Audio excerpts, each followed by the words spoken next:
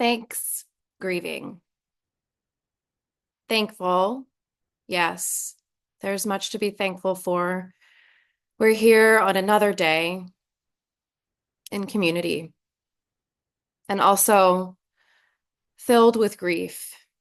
There's much to grieve, much to mourn, much that is broken that our hearts long to repair. Americans here in the United States share a complicated history. And really, no matter who we are, we all hold different parts, different pieces that are connected to the collective truth of our shared story. Without acknowledging our shared hard truths, we cannot begin to heal. While each of us hold our own personal truths and histories, and those may be different, I'd like to start today's sermon from a lens of our shared story, which is connected to who we are as Unitarian Universalists, our UU history. So friends, I think we probably know, but just to reiterate, it's not just Emerson, Thoreau, and the Transcendentalists who we look to as ancestors of our Unitarian faith. And it's not just those Boston Brahmins who hold the historic responsibility for the UUA headquarters, now residing in Boston. The Puritans are our people. They are the ancestors of our Unitarian heritage. And the decolonization of Thanksgiving is therefore our work to do. So I'd like to quote a 2022 article published by the River Road UU's Land Acknowledgement Task Force. This is a task force that the UU congregation in River Road in Maryland created to explore whether and how it would have a land acknowledgement and what more it needed to do beyond that land acknowledgement work. So it's Land Acknowledgement Task Force states. The effects of 17th century colonialism remain alive today. From discrimination toward people of color and land property rights to antiquated laws and public misconceptions. The proud tribal people who once roamed this land were driven from it, either robbed of it by broken treaties or forced to leave by warfare. Yet, the Indigenous people who held sovereignty over our land for thousands of years are still around and working to regain awareness of their history. This may seem familiar to you on the opposite coast. To continue, the UUA recognizes the growing awareness of the role of colonialism in American history and its continued social impact. The 2020 UUA General Assembly in Providence, Rhode Island, was held to coincide with the 400th anniversary of the arrival of the Mayflower at Plymouth Rock. Side note in my mind is, there was a grief that we planned to have this in-person UUA General Assembly in 2020 on the 400th anniversary of the arrival of the Mayflower at Plymouth Rock, and COVID interrupted it, but that's okay. We still move forward and we still can move forward today. In what is now Massachusetts, the Pilgrims' arrival actually decimated the Wampanoag Indigenous people within 20 years of the arrival at Plymouth. Indigenous Americans cite the inaccuracy of the traditional Thanksgiving story as an example of efforts to erase historical truth about the cruel treatment of Native Americans from the 16th through the 20th century. So to continue with our history lesson, I don't know how many of you know when the Thanksgiving holiday was officially declared. I had to look it up. It was in 1863. So this was actually within the same century, mere decades later, following the forced removal of innumerable Native American tribes from their rightful lands. I think back to the Cherokee as an East Coaster in the 1830s. Native Americans were not merely forced from their homes that had been their homes for tens of thousands of years, or in their words, from time immemorial, but more accurately, they were dismembered from the lands that were part of who they were and part of who they still are. In the words of Dr. Tom Belt, a Cherokee man who I had to meet, who I got the chance to meet on my own journey along the Cherokee Trail of Tears in a study program, and who has done the work to build a bridge between the Cherokee and Oklahoma, whose ancestors were forcibly removed, to the Eastern Band, who remained in Appalachia. So, in the words of Tom Belt, the Cherokee were removed from a land that was not only a place they were from, but that they were of. The Cherokee Indians are of the Appalachian region. The people in the land are one. To remove the people from the land or the land from the people is like removing a limb or an organ from a body. And that is a similar story there in Oregon of the tribal people of the Willamette Valley and really all over North America. So back to the story of the birth of the Thanksgiving holiday in the 1860s, it goes like this. After the American Civil War, Sarah Josepha Hale persuasively convinced President Abraham Lincoln to invoke the holiday of Thanksgiving in order to, quote, heal a divided nation. So it was a political tactic to give us something to feel good about. The sanitized story of Thanksgiving began to take root over the next 50 years. And according to historian James Baker, by 1920, the romanticized story of the, quote, Pilgrims and Indians was taught to every American child, even in Native schools. That's the time period that this story was born, and we probably, many of you, I experienced this romanticized version when I was a child. Native American writer and author of The Sioux Chef's Indigenous Kitchen, Sioux Chef, Sioux, Indigenous Kitchen, Sean Sherman writes, quote, Thanksgiving really has nothing to do with Native Americans and everything to do with an old, but not the oldest, guard conjuring a lie of the First Peoples welcoming the settlers to bolster their false authority over what makes a, quote, real American. It is a story of supposed unity, drained of the bloodshed, and built for the sake of division. The historical narrative is changing within our modern culture slowly.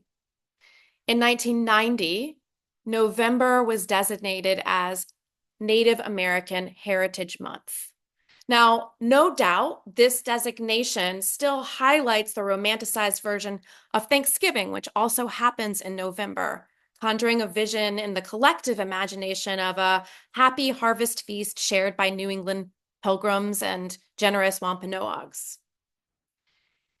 1 year ago, or 1 year after the 2020 400th anniversary of their arrival at Plymouth, so a few years ago in 2021, Columbus Day was officially changed to Indigenous Peoples Day.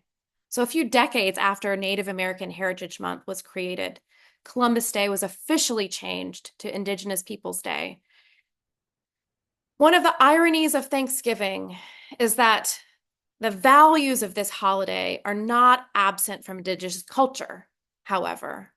So gratitude and meal sharing and these things that we look to within the holiday of Thanksgiving and love, those aren't absent from Indigenous culture. The story is just leaving out the difficult parts. Gratitude and meal sharing are essential to Native American life, and Cherokee author Tracy Sorrell, in her children's book, We Are Grateful, shares that gratitude for connection to the earth and to each other occurs every day for Indigenous families, not just at Thanksgiving. Our Unitarian Universalist values as well place love at the center.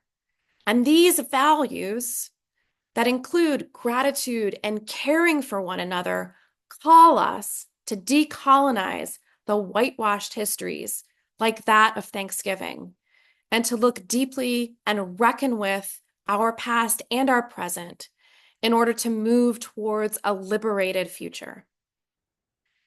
The Thanksgiving holiday promotes traditions that align with many of our shared values. Peaceful gatherings around community tables. We love that. Sharing what we have with others. Gratefulness and sharing and celebrating the earth's abundance. Caring for one another. And we don't have to disown those values in order to reckon with our past or express our grief over the dishonest depiction of America's cruel origin. Thinking dialectically is a psychological skill. It's a tool that means holding two contradictory truths at once, holding two things at once. Thinking dialectically is something that we can do, that we should do. Acknowledging our contradictions and doing more of the work of truth-telling and repair can help make for a more honest and more authentic and more genuine life that includes genuine love. No matter where we reside on this continent, we are living on Indigenous land. We live and move in the shadows of the ancients and in relation with the Indigenous people today. Your aging building where this church meets is in its infancy compared to the tens of thousands of years of history of those whose body makes this soil. There is a beauty and a grief to this shared history, and much of the grief, for me at least, resides not only in the trauma of the violence, but also in what has been lost. So I'm going to add a couple of pathways towards restoration, knowing that I won't be able to name them all. One pathway of restoration offered by Sue Sheth Sean Sherman is to explore a deeper connection with what are called American foods.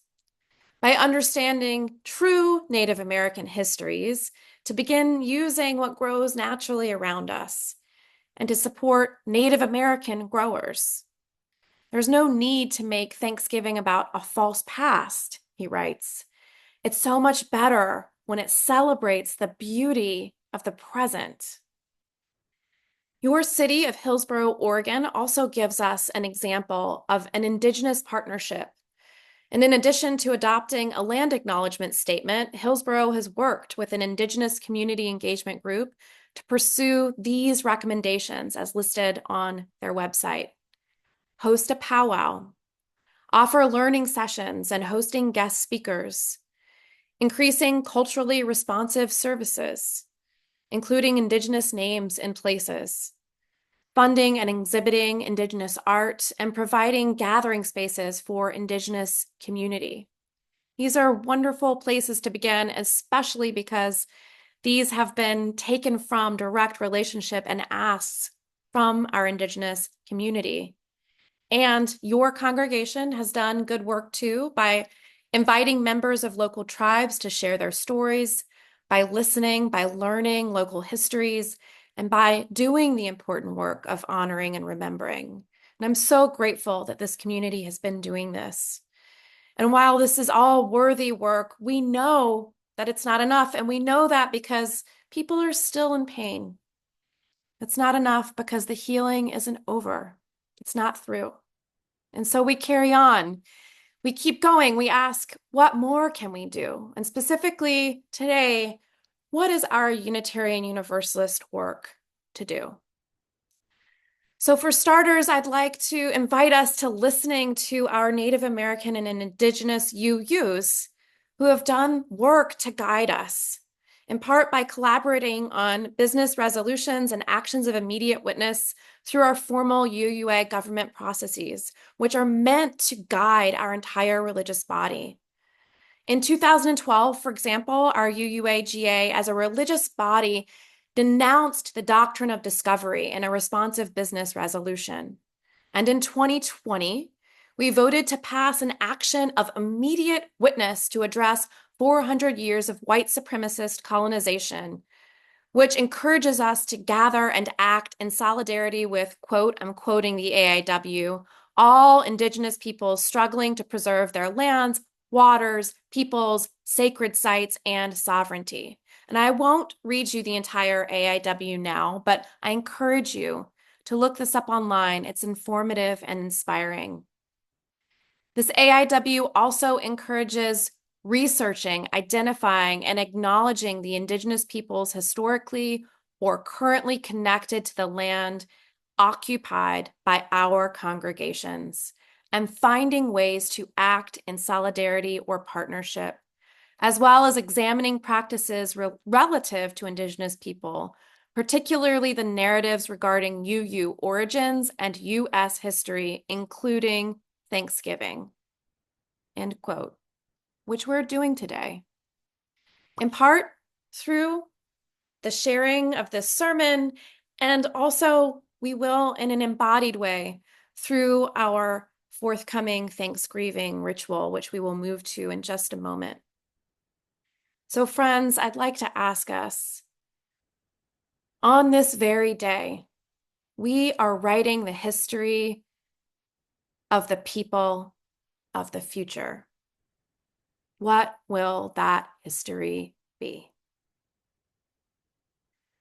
What is the history of the people of the future that we are co-writing together?